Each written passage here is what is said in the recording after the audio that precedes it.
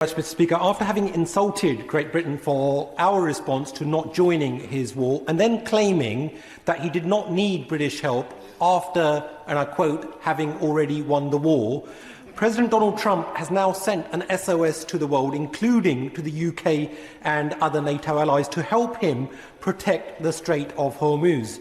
I think it's in our national interest to stop the disruption to global shipping, because otherwise it will drive up the cost of goods and the cost of living for my Slough constituents and others across the country. So can the Secretary of State clarify what will the government's response be to the US President's request, and how will he ensure the safety of British Armed Forces personnel if they are to engage in any such operations? So state. Well, Mr. Speaker, as the Prime Minister said this morning, in fact, and I say to my honourable friend, he's right, the Straits of Hormuz are vital.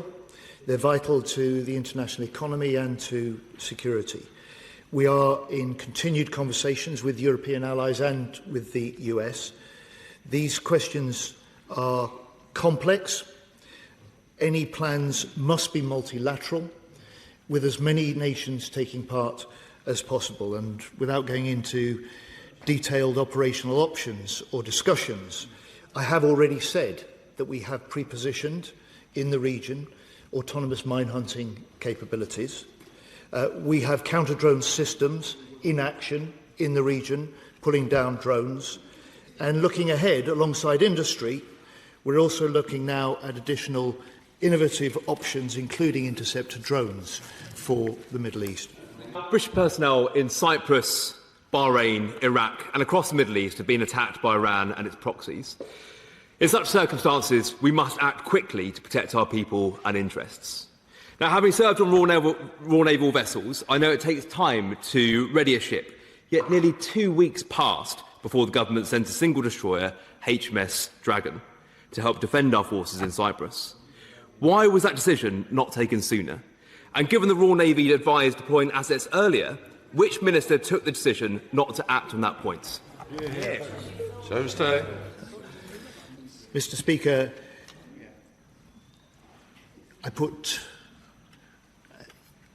UK defences, strengthened them ahead of the conflict.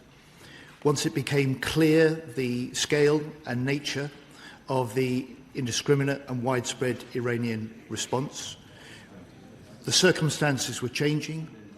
We altered and adopted further actions.